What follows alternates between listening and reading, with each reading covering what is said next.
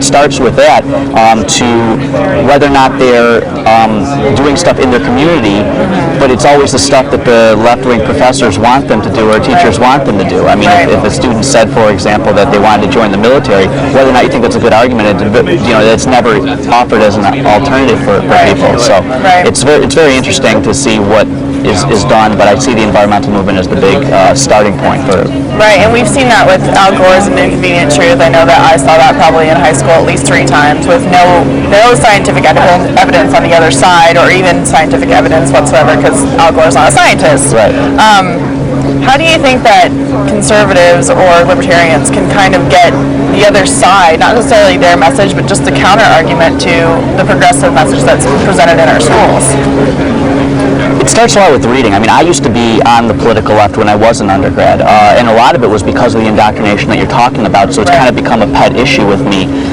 But it requires a lot of reading and a lot of self-study, because you're not going to be provided a lot of the information in the classroom. I mean, you're not going to have an economics professor, or rarely will, provide you with a Thomas Sowell book to talk about economics, or Milton Friedman. You're going to be exposed to a lot of Keynesian stuff, and you may never hear the other side until after you graduate and have the time to actually read on your own. Right. So it really helps to provide students with what they can supplement their own education with, and it takes a lot of work on your own, admittedly. And if students don't want to do that, it's difficult to try to get in there.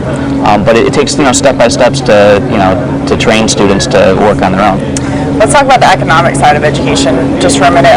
Homeschooling is at its highest rate that it's ever been.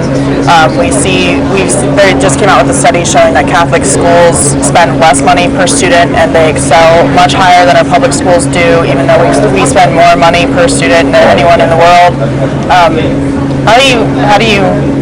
How do you feel about that? I mean, well, I have no problem with homeschooling. Right. I personally went through the public school system all the way up through undergrad. I went to private law school, but it's a lot of it is the importance of parents having choice over how they educate their children. Right. And if you look at students who excel, it's always the parents who want to get involved, parents who want to take an effort to educate their students. Right.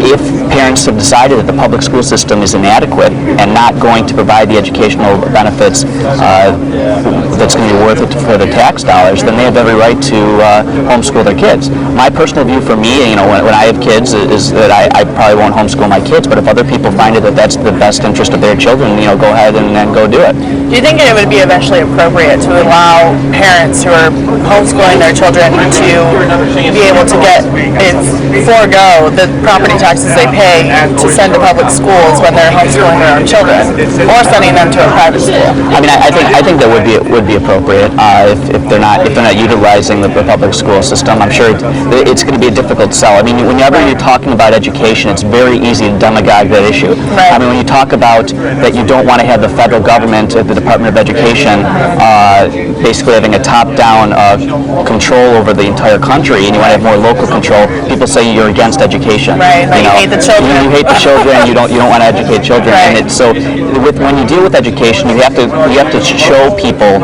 that you care first about education before you say that you need to implement reforms. If that means removing the Department of Education because it's had a disastrous effect on the actual results of education. Let's talk a little bit about the Department of Education. Sure. The statistics that go along with how poorly the Department of Education has impacted our schools. I mean, test scores went down after the Department of Education was implemented, and our standing in the world as education leaders has gone down significantly. So, do you think that it is a possibility that eventually the Department of Education will be eliminated, or do you think it'll just be another excuse for bureaucrats to have a job? The difficulty that you have, and this is a policy issue, is that you had a lot of conservatives, and George Bush, whether you consider him a conservative or not, gave up on the issue. They figured, we don't want to get demagogued, we don't want to be told that we hate education, so we're going to attempt to create a somehow conservative big government education program. And I think my personal view is that's kind of an oxymoron, that they tried to make put standards within the Department of Education with No Child Left Behind. My personal view is that wasn't the way to do it. Right. I would still advocate getting rid of it, having more local control. If most people, remember, we haven't had the Department of Education in its current form for most of American history. Magically, we managed to educate our population, right. and it just hasn't worked. Right. All right, well, I think we'll wrap it up there. Thank you very much for your time. Check out his YouTube page at youtube.com/howtheworldworks, correct? So, thank you very much. Thank you. Appreciate it.